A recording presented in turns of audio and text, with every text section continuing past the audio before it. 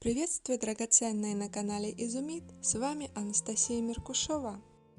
Тема этого видео – медная проволока, ее особенности и основные моменты в работе. Можно купить ювелирную медную проволоку, либо взять из проводов, сняв с них изоляцию. Такая проволока подходит для швенц, более тонкая для оплетки. Изоляцию с проводов можно снять с помощью канцелярского ножа.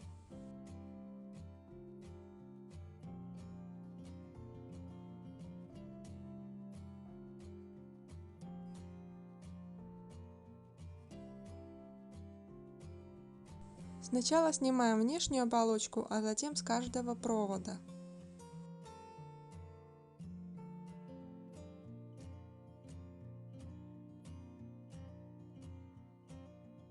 Таким же образом можно очистить и многожильный кабель.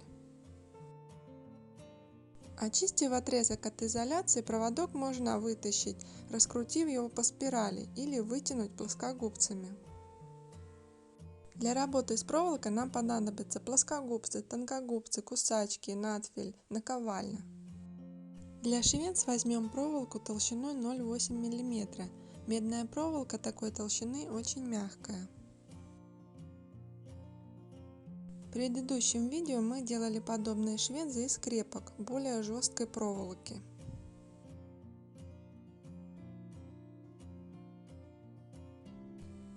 Чтобы придать металлу жесткость, основной прием – это ковка.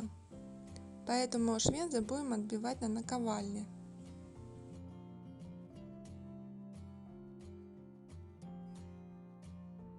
Сначала делаем это по всему периметру, а затем еще дополнительно на изгибе.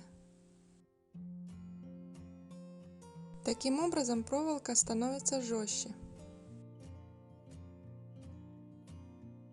При отбивании проволока расходится, поэтому возвращаем ее в нужное положение.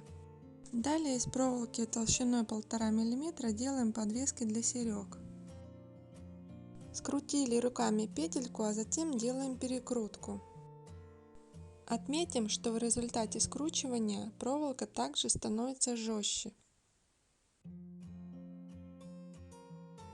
С обратной стороны подвески проволоку откусываем, а с лица делаем петельку.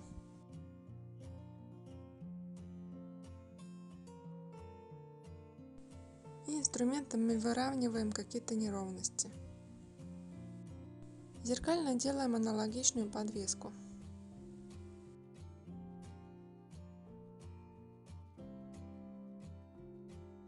Также ковка служит не только для жесткости, но и для придания более изящного вида.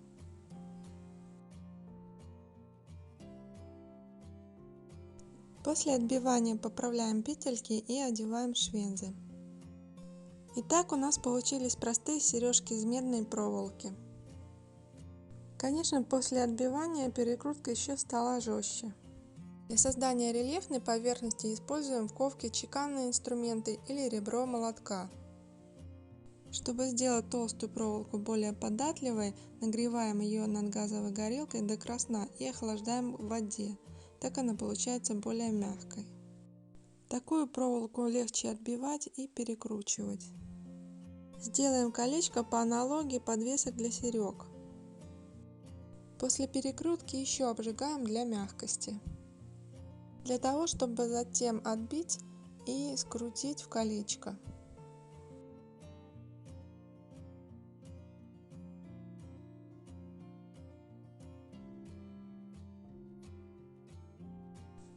Проволоку закручиваем вокруг цилиндрической основы. И затем подкручиваем плоскогубцами.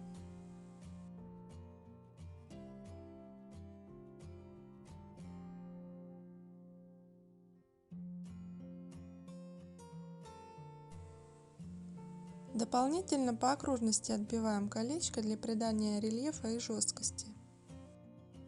Особенность меди в том, что под воздействием воздуха и влаги поверхность окисляется и покрывается патиной. Это происходит постепенно до такого коричневого цвета. Естественная патина, как и окалина после обжига, легко удаляется с помощью лимонной кислоты. Делаем концентрированный раствор. Этот раствор можно использовать многократно. Естественная патина удаляется за секунды. После лимонной кислоты медь промываем в проточной воде. А чтобы окалину удалить в лимонной кислоте, необходимы часы. Почему этот браслет только слегка осветлился, вы узнаете позже. Так выглядит очищенная медь. Чтобы ускорить процесс патинирования, можно использовать такие средства, как аммиак или нашатырный спирт, серную мазь или серную печень. Патина от аммиака получается более зеленоватого оттенка. Эта патина, как и естественная, легко удаляется с помощью лимонной кислоты. Учитывайте, что нашатырь обладает резким едким запахом, и для патинирования понадобится время. Чтобы патинировать аммиаком, нашатырный спирт наливаем в соусницу или маленькую крышечку. И поставим ее в большую емкость, в которой поместим в развешенном виде украшения. От времени патинирования будет зависеть и цвет патины. При длительном воздействии аммиака может появиться зеленоватый налет. Закрываем плотно крышечку и патинируем до желаемого результата. Час или два. Также патинировать можно серной мазью. Наносим ее зубной щеткой на медное украшение. После воздействия смываем в воде жидким мылом. Подробнее об этом вы найдете еще на канале Поделки из.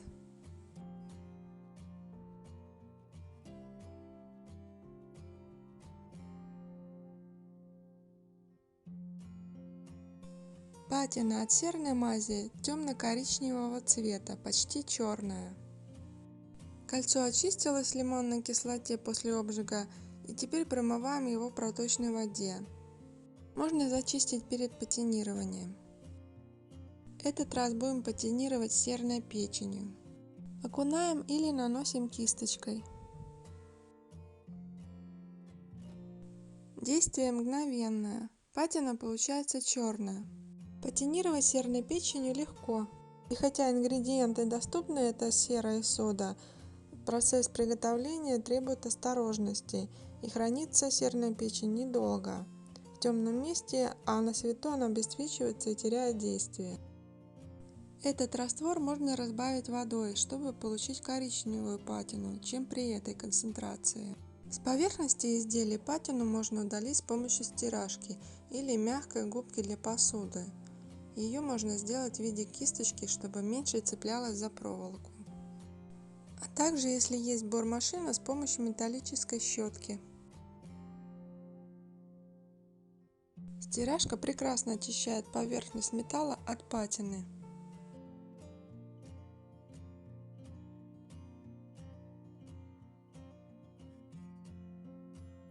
Металлическая губка очищает и великолепно полирует.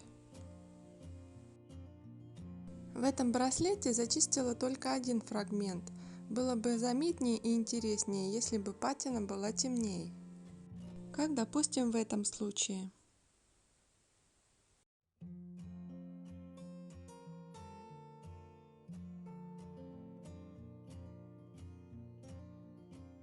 Патинируем мы больше передаем объем и подчеркиваем плетение.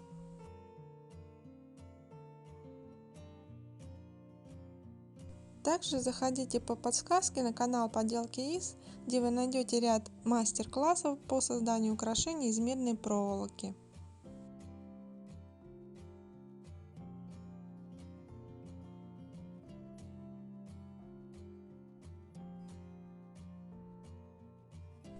Отметим, что патина серной мазью и серной печенью не отходит с помощью лимонной кислоты, в отличие от аммиачной патины.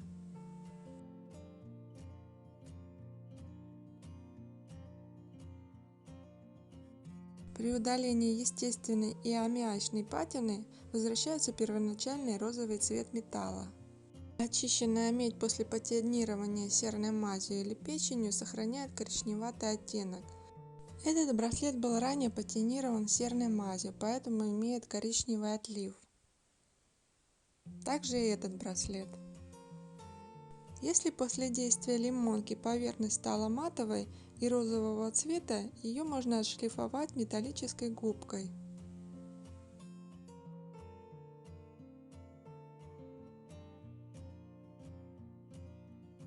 Также можно сделать это с помощью бормашины металлической щеткой. Только делаем это с защитой для глаз и лица. В любом случае очищенный металл постепенно будет покрываться естественной патиной. Для защиты можно покрыть лаком по металлу. Вместо патинирования можно использовать легкий обжиг и получать такое разноцветное окрашивание.